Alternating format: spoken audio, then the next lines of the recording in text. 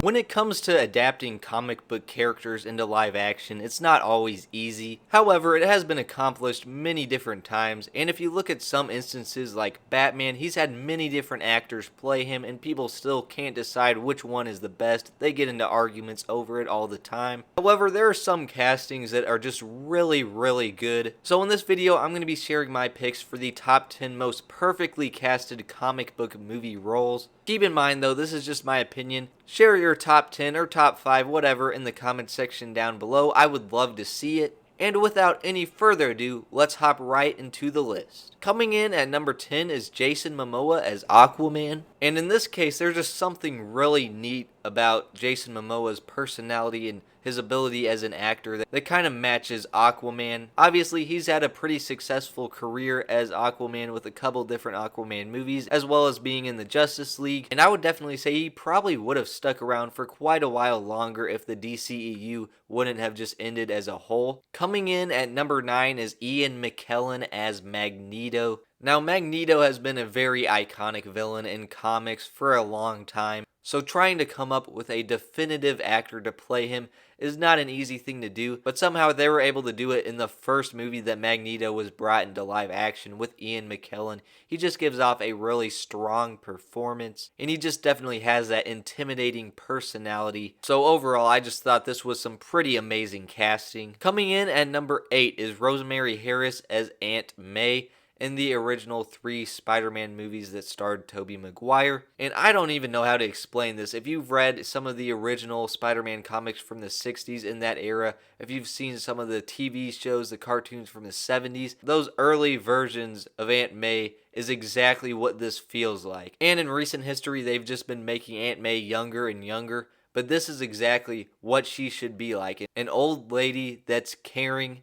And Rosemary Harris did a really good performance. It just seemed like perfection. Coming in at number 7 is Zachary Levi as Captain Marvel, aka Shazam, whatever they're calling him in the DCEU. And a lot of people were not entirely sure about this when the casting was first announced, but after seeing 2 movies with him, I think people have definitely warmed up to it. He just does a really good performance as a kid in an adult's body. He definitely looks very similar to the character in the comics. So this casting just felt right on. Coming in at number 6 is Burgess Meredith as the Penguin. And this was in the 1960s Batman TV series. And the Penguin has kind of changed since then. But if you read the comics back in the day, he was more of the gentleman of crime. And that's exactly what Burgess Meredith did in his role here. He just definitely has that personality of someone that's obsessed with birds and that kind of stuff. His voice was really good. And the way he kind of waddled and moved around, it was all done very well. It felt ripped right out of the comics. Coming in at number 5 is Patrick Stewart as Professor X. And in this instance, Patrick Stewart just really fit the personality of Professor X, where he's just this really calm but wise bald guy that sits in a wheelchair. It's very simple, but he just did such a good job in the role. And he even returned for Doctor Strange in the Multiverse of Madness as an alternative version of the character. But whichever version it is, all in all, I think he just did a really good job. Coming in at number 4 is Samuel L. Jackson as Nick Fury. And in the early 2000s with the Ultimate Comics and that kind of stuff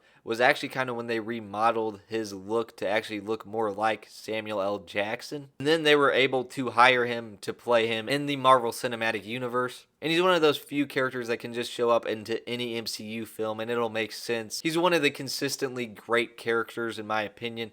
And obviously Samuel L. Jackson was the perfect choice to play him. Coming in at number 3 is Hugh Jackman as Wolverine. And this is a rare case where he was the very first person to play Wolverine in live action. And he's been playing him for 20 plus years and still hasn't been replaced. Even though it took him all this time to finally get a comic accurate suit, he just seems so perfect for the role personality-wise. And the thing that's so crazy about this one is that he wasn't the studio's first choice for the role. As a matter of fact, they were trying to get multiple other people to play Wolverine, but he was just the one that ultimately ended up getting the role, and I think everyone agrees that that worked out really well. Coming in at number 2 is Robert Downey Jr. as Iron Man. Now, I've talked about other actors on this list that have had the charisma, had the personality to play their characters, and this is definitely one of the best examples of that, where Robert Downey Jr. just really understood the character. There are so many different character traits of Iron Man, and he goes through different stages of life throughout the movies, but Robert Downey Jr. just feels perfect in all of those different ways. It's amazing what he was able to bring to the table with this character. I mean, what can I say that hasn't already been said? But for the overall best casting of all time in terms of comic book movies was actually a pretty easy choice.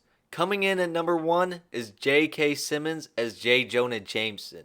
And this is a case where you could literally not imagine anyone else in the role. I mean, J.K. Simmons just really is J. Jonah Jameson. This might be the best performance in cinema history, as a matter of fact. And when they wanted to add him to the MCU continuity, instead of getting a different actor, they just had him play a different version of him. And that's really awesome. And it's amazing how they made him look just like him. It was just straight out of the comics. But he is just one of those really crazy characters that it's just so awesome he's in the Spider-Man franchise. He always spices things up. But overall, that was my list. Again, share your favorite comic book castings in the comment section down below. As always, thank you guys so much for watching, and I'll see you guys in the next one.